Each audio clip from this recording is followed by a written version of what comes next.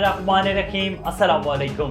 A1 TV के साथ मैं हूं अदील मुमताज। शामिल करेंगे news headlines. Peshawar high court में सुन्नी इत्तेहाद कौंसिल को मखसूस नशिस्तें न मिलने के केस की समाअत। 5 लार्जर बेंच ने हलफ बर्दारी से रोकने के हुक्म इम्तना में 13 मार्च तक तोसी कर दी। बुध के रोज इस केस को दोबारा सुनेंगे। जस्टिस इश्तियाक इब्राहिम के रिमार्क। बानी पीटीआई को मुल्क की दूर दराज जेल मुंतकिल करने का प्लान बन गया। बाबर अवान का दावा। बोले हारे हुए लश्कर के साथ पाकिस्तान की तकदीर नहीं दी जा सकती। बानी पीटीआई को अवाम ने मैंडेट दिया, वही मुल्क को संभाला दे सकते हैं। इस्लामाबाद हाई कोर्ट ने बुशरा बीबी की सब जेल में मौजूदगी से मुतल्लिक रिपोर्ट तलब कर ली।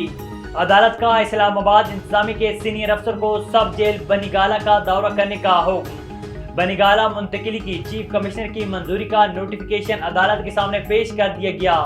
किसी के घर को सब जेल करार दें तो क्या मालिक से इजाजत लेते हैं? जस्टिस मियां गुल हसन का इस्तफसार। जीडीए का सदारती इलेक्शन में गैर जानिबदार रहने पर गौर। अरकान सदारती इलेक्शन में वोट कास्ट नहीं करेंगे। सदारती इलेक्शन के लिए जीडीए के पास 3 वोट। जराये के मुताबिक वोट के लिए किसी ने भी जीडीए से राब्ता नहीं किया। वजीर आला पंजाब मरियम नवाज से एएसपी सईदा शहरबानो नकवी की मुलाकात।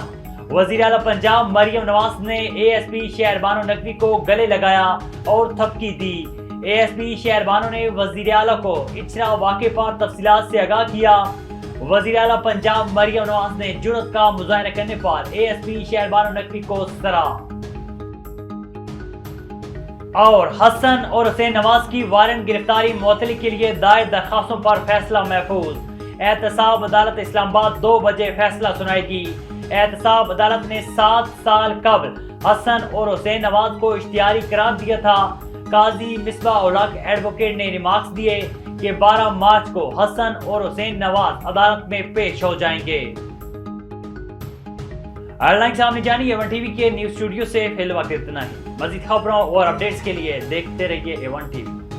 A1 टीवी, सब पे नजर, अंदर की खबर।